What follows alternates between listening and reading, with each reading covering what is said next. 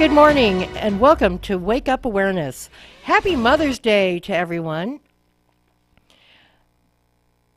There is a power in the universe that you can use it.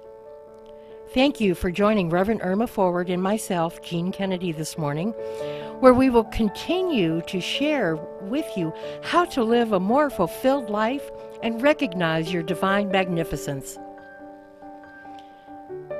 This show is brought to you by the Center for Spiritual Enrichment as a living memorial to our founder, Reverend Sue Constantinidis. I purchased a book at Barnes & Noble Friday night, and it was another one of the Elm Creek quilters. And it's funny that the original book was what got me interested in quilting in the first place, of which my first quilt hangs in my son's dining room right now. I thought about the quilters in that book and their relationships and the common bound of quilting while I was having dinner that evening. Yesterday morning, when I walked into our Saturday morning church ladies' breakfast, I saw the same bond. I marveled at each personal splash of vibrant color and rich texture that each person brought to the table. I saw how we formed a beautiful quilt with our ideas and our thoughts through the wonderful fellowship we so enjoyed yesterday morning. There was a new person who joined us, and it was like we already knew her, and she felt that she knew all of us.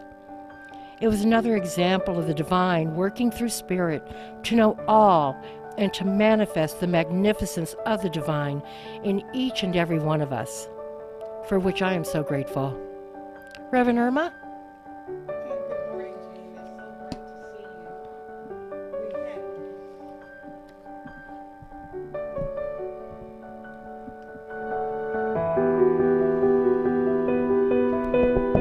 Good morning, Jean. It's so great to see you as usual this morning.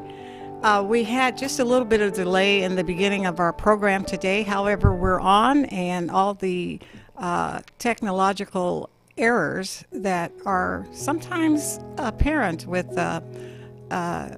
radio communications has been fixed, and we're on. And our purpose here today, and our purpose here for every Sunday hereafter, is to introduce you to our New Thought philosophy. And New Thought is a philosophy that is primarily of religious science and unity teachings. There are other teachings as well that are considered New Thought. Now, New Thought itself is a movement of the philosophical religious thought and action originating in the 19th century in the United States and England as well, and emphasizes the attainment of health, wealth, and happiness through the control of one's conscious and non-conscious beliefs, attitudes, and expectations by means of deliberately practicing the presence of a holy, benevolent deity. Perhaps the simplest definition of New Thought is that of early New Thought leader Sarah Farmer, and it is simply putting ourselves in a new relation to the world about us by changing our thought concerning it. We are not creatures of circumstance, but we are the creators of our own life. And this comes from Horatio Dresser in 1917. Another idea about New Thought is that all of the branches of New Thought impose a creedal test. New Thoughters are in agreement on such basic points of belief as the presence, goodness, and impartiality and availability of God. And we call that God, Spirit, and Christ consciousness as well. And it is the ability of all people to avail themselves of God's gifts of health, wealth, and happiness through the thoughts, beliefs, and attitudes that they hold. New Thought interprets the world as real, as mind or spirit, with the phenomena of matter one way in which spirit is encountered. Most New Thought people probably hold the Bible in very high regard, more so than any other spiritual book. However, It is interpreted symbolically, and it is not considered the only repository of truth. Perhaps the best characterization of New Thought is found in the name of one of the numerous groups constituting the New Thought movement: pragmatic mysticism. New Thought teaches the practice of the presence of God for practical purposes, including not only the traditional value of experiencing God for its own sake, but also for worldly purpose-based. It sometimes is expressed as putting the shoes on the baby. There have been many attempts to define New Thought. Some of these definitions have come from people who have initiated New Thought organizations. Two of the most important of these groups, which is typical of New Thought, sometimes have attempted to distinguish themselves from New Thought. However, that's not been successful. So we find ourselves with Unity. We find ourselves with religious science. Unity was founded by Charles Fillmore in 1854. Actually, 1854 was the date of his birth, but it was founded by Charles Fillmore and his wife Myrtle, and religious science was created by Ernest Holmes. Charles Fillmore defined New Thought as a mental system that holds man as being one with God, the good, through the power of constructive thinking. Fillmore felt that unity was the power itself, once again, of constructive thinking. Now, Ernest Holmes, the founder of religious science, defined New Thought as a system of thought which affirms the unity of God with man, the perfection of all life, and the immortality and the eternality of the individual soul forever expanding. Now, that indicates that for Holmes, eternality apparently refers to the endless rather than the timeless.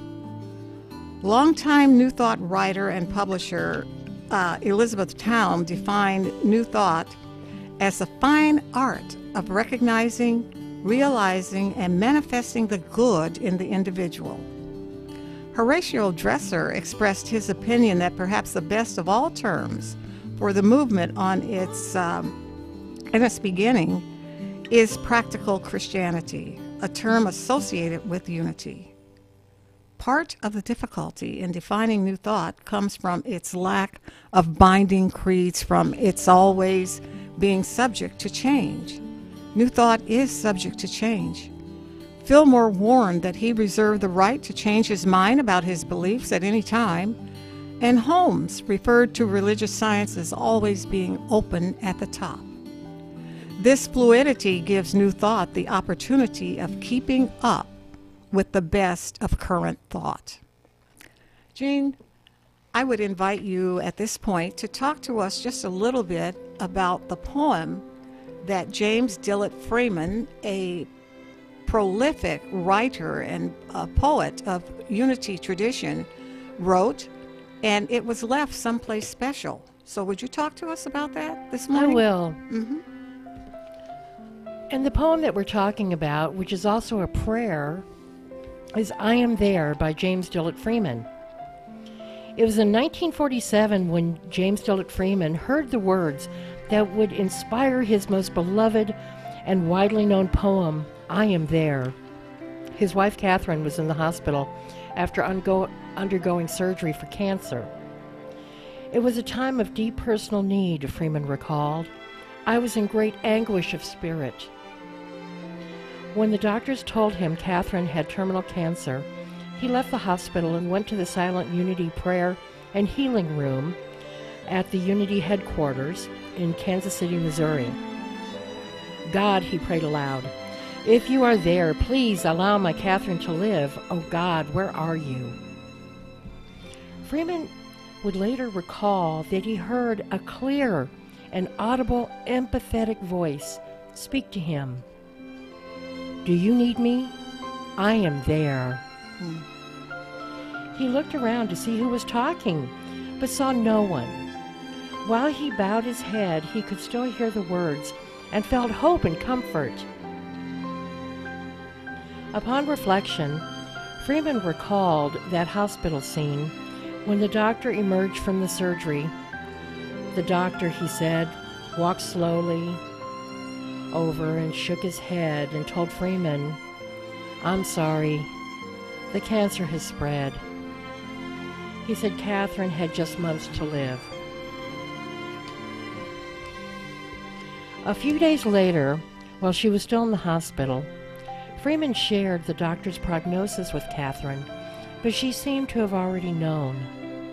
Amid her weakened condition, he said, the couple kept an upbeat facade to comfort each other. Freeman recalled taking her hand and laying down beside her. "All at once, there was a presence in the room with us, and we knew we were not alone," Freeman later wrote. Several days later, he took Catherine home. She was in a lot of pain. Freeman said, but her courage carried them both. In the evenings when the pain was nearly unbearable, Freeman often read to her the words he had heard in the chapel. Catherine lived for 10 months after the diagnosis. Although a great loss to him, Freeman said he did not lose faith. Rather, he was sustained by his wife's faithful influence. He said the experience taught him that God is always present. The original verses of "I Am There" tell each phase of the months leading to Catherine's transition. Freeman remembered the questions, "Do you need me?" and the divine response of assurance, "I am there." On August 7th, 1971, the poem was famously carried to the moon by Apollo 15 astronauts James Irwin, David Scott, and Alfred Worden. Stored in a microfilm file, the poem was intended to be left there for future space explorations. Freeman received a letter from Irwin on August 13th, 1971, verifying that, in fact, his poem, his "I Am There," was on board the Falcon lunar module on its mission to the Hadley-Apine region of the moon. In November of that year, Irwin visited Unity Village to meet with Freeman. The poem was also adapted into a planetarium video for the U.S. Air Force Academy at Colorado Springs, Colorado. A musical score, artwork, photography support, and special effects were added, and the adaptation was named A Christmas Star. It was shown to the public for the first time at the Academy on December 12th of 1980, and Freeman saw the production in December 30th of 1980. After seeing what the history of this poem is, I'm going to recite it now. I am there. Do you need me? I am there. You cannot see me, yet I am the light you see by. You cannot hear me, yet I speak through your voice. You cannot feel me, yet I am the power at work in your hands. I am at work, though you do not understand my ways. I am at work, though you do not recognize my works. I am not strange visions. I am not mysteries. Only in absolute stillness beyond self can you know me as I am, and then but as a feeling and a faith. Yet I am there. Yet I hear. Yet I answer. When you need me, I am there. Even if you deny me, I am there. Even when you feel most alone, I am there. Even in your fears, I am there. Even in your pain, I am there. I am there when you pray and when you do not pray. I am in you, and you are in me. Only in your mind can you feel separate from me, but only in your mind are the myths of yours and mine. Empty your heart of empty fears. When you get yourself out of the way, I am there. You can of yourself do nothing, but I can do all. I am in all. Though you may not see the good, good is there, for I am there. I am there because I have to be, because I am. Only in me does the world have meaning. Only out of me does the world take form. Only because of me does the world go forth. I am the law on which the movement of the stars and the growth of living cells are founded. I am the love that is the laws fulfilling. I am assurance. I am peace. I am oneness. I am the law that you can live by. I am the love that you can cling to. I am your assurance. I am your peace. I am one with you. I am. Though you fail to find me, I do not fail you. Though your faith in me is unsure, my faith in you never wavers. Because I know you, because I love you. Beloved, I am there. What a powerful and strengthening message for all of humanity. Very powerful indeed. At this point in time, we're going to take just a little time for a station break, letting you know that we are sending you messages and love from radio station KCAA AM in Loma Linda.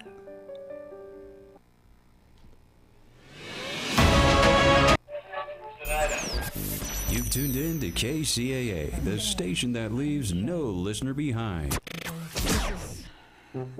My name's Craig Ebel. Join me Saturday mornings at 5 a.m. for my show, It's Polka Time.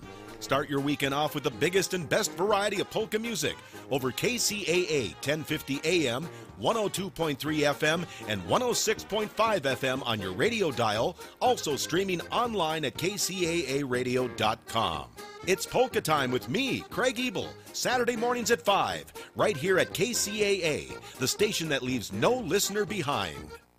If you're looking for a full or part-time sales position and you have radio, TV, or print media experience, KCAA has a great opportunity waiting for you that pays the highest commissions in the market. KCAA is the only station in the IE that broadcasts on 3 frequencies, so advertisers receive 3 ads for 1 low rate. This makes KCAA a must-buy for every local business. If you're interested in a sales position with us, email CEO@kcaaradio.com.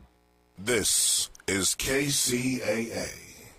San Bernardino, Loma Linda, Rialto listens to KCAA Radio.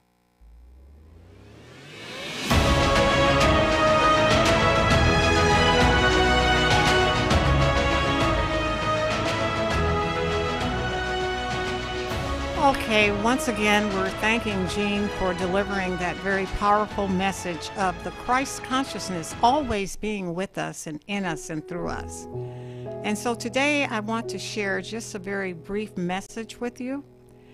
And we're going to talk briefly about finding the Christ consciousness with you. I'm saying that this is a brief message, however, it's much longer than the time that we have here today, and we will explore it a little more as we continue to broadcast each Sunday morning. But today, and especially for all mothers, there's something special that needs to be explored here. There is that divine feminine energy, and that divine feminine energy is something that mothers cling to. They're not necessarily totally aware that they're clinging to this energy, but it is this energy that guides them and allows them to support their children and their families and to move about their day with ease and with grace. Being a mother is not necessarily the easiest position in the world to have, but it's one that is necessary and one that actually manifests itself in perfect individuals. And when I say perfect, perfect according to what we believe, what you believe about yourself. So let's talk about finding the Christ consciousness within us. And we realize that finding the Christ within is a journey of self-discovery. As the poem that Jean read said, I am there.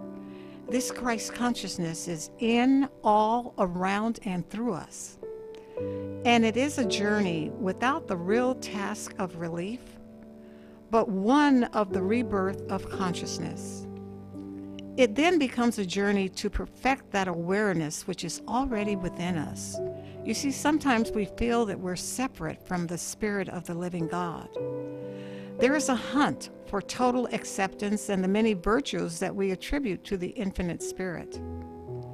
As we search for divine understanding, it is said that nothing short of experiencing divine love is able to dissatisfy us. We perform acts of helpfulness and assistance at times, and these acts give us power and empower us as well. Acts such as helping an older person with their groceries to their car, or in my case, on a recent flight, a gentleman helped me to put my carry-on luggage into the overhead bin. That act, I'm sure, gave him power, and my expression of gratitude empowered him. That is the law of cause and effect in action. And the Hindus call this interplay karma. So let's explore just briefly the philosophy of the Eastern spiritual concept for help in finding our way to the Christ within. And it's an original concept. The Christ was not restricted to Christianity, but it is an idea which can be found in many spiritual traditions. That is, that the Christ contains all of the wonder, love, wisdom, compassion, and understanding of this energy that we call God. Now, we will further move into understanding what this energy is within the next few weeks, because we'll be talking perhaps next week about our chakras, and these are spiritual centers that are contained within the body temple itself. But let's look at this Hindu legend that comes to us, and it tells us of a time when all human beings were gods. But lacking the appreciation for their divine nature, the other gods decided to take it from them. Now, what does that mean? All human beings were gods at one point in time, but they didn't appreciate, they didn't understand their divine nature. And so some of the other gods decided that they didn't need it if they didn't understand it. And so human beings lost their divinity. Now, Brahma was the supreme god, and he wanted to hide human divinity where people would never find it again. Brahma asked the other gods to help him hide it in the best place. Several solutions came forth. One was that they would dig a hole in the earth, but Brahma thought people would surely dig deep enough to find it again. Another god wanted to put this divinity deep into the ocean.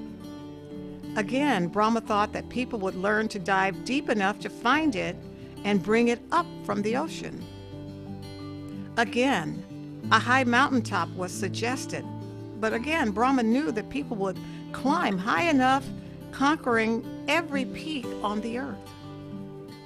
So he became a bit frustrated, and along with the council of gods, decided that there wasn't a single place on earth that humans wouldn't know and conquer eventually. So Brahma himself began to think of ways to hide human divinity. And so, thinking for a long time, he finally said, "We cannot hide their divinity on earth, for they are determined to own the entire planet. But if we hide their divinity within their own being, they will never think to look for it there." And so the story is that we have been looking for divinity ever since. And so I invite you this morning to be aware that we are living in spiritual purpose, and that we will recognize the Christ's presence within us as our divinity, and that it is eternally available to us. So now I invite you to move with Jean and myself into the prayer work that we will do this morning. And we have a few people that have requested our prayers. Just be reminded that we will pray for you for the next 30 days by you submitting in your prayer request. So, Jean, who do we have that we're praying for right today? This morning, we are praying for Kelly for good health and wellness, that her vertigo is under control and she moves with ease, grace, and comfort in everything she does. Okay, and it looks as though we're praying for Penny and Joe. And Penny and Joe live on the big island of Hawaii.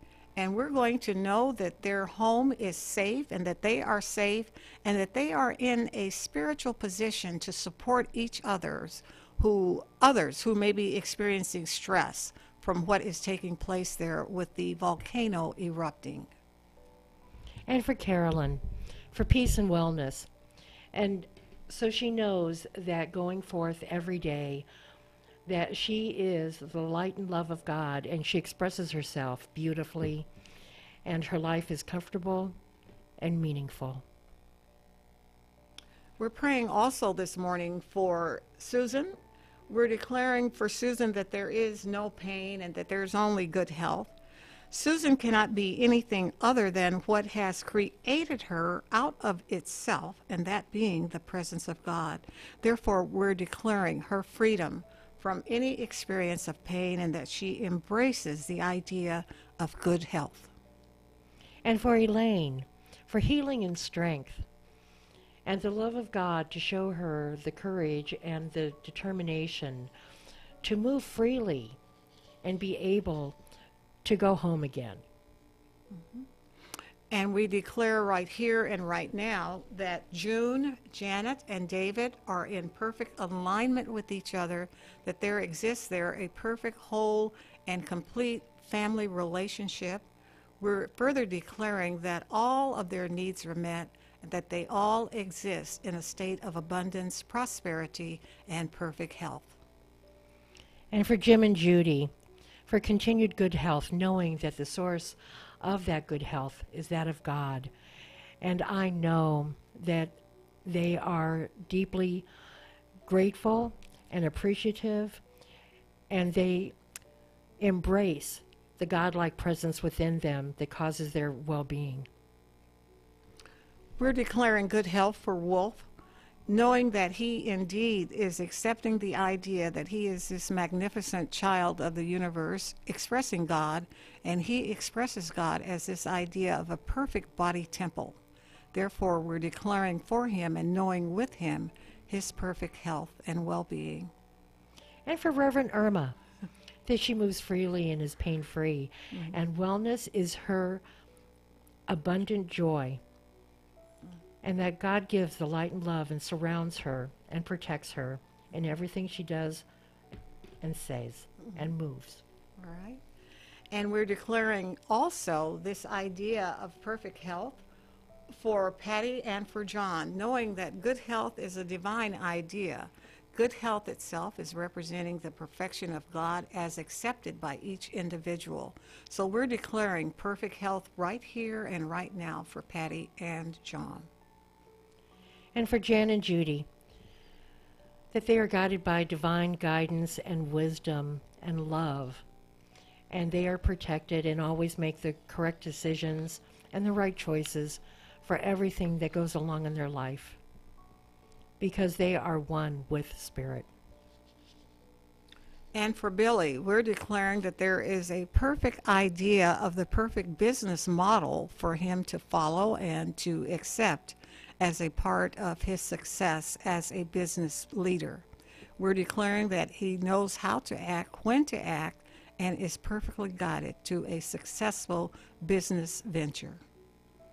And for Turner and Jordan, the continued happiness of a wonderful future together, because they embrace God's love, and they are a shining example of the divine.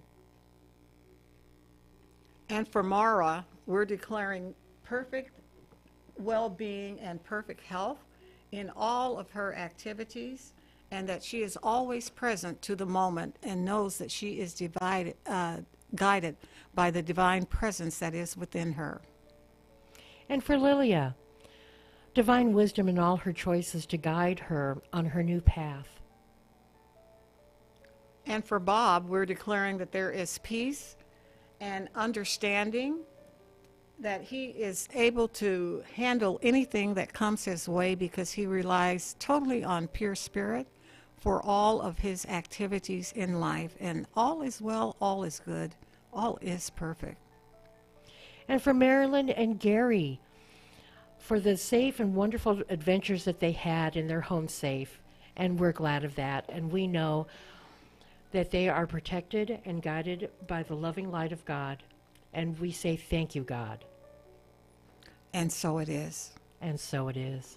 Amen. And we're declaring that there is perfection, as we say, and so it is. It's so it perfectly is. And so today I'd like to remind you that we can not be anything other than what God has created.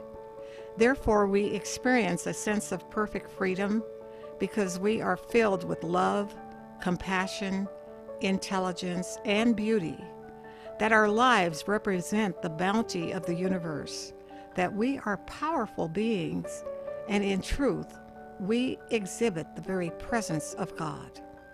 I know that this is true for myself. It is true for Jean. It is true for all of you within the sound of our voices. It is simply true for all of life, for all animals, for all plants, for all the planets and stars. This is simply true. We make claim to the universe. We know that all centers of spiritual ideas, all churches, all mosques, all temples are truly blessed, for they are places of worship. This is the day that God has made. It is shared by all, and we simply rejoice in it. And once again, Jean and I declare, and so it is. And so it is.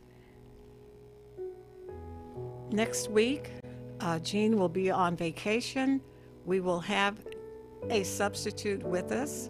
And so we're declaring that next week is going to be a very powerful experience, and we invite you to join us and have your friends join us as well as we pursue and talk about the centers of our body that represent spiritual ideas of health and wholeness and the divine idea that we truly are. So we give thanks for you, for your presence with us here today, and we are thankful once again.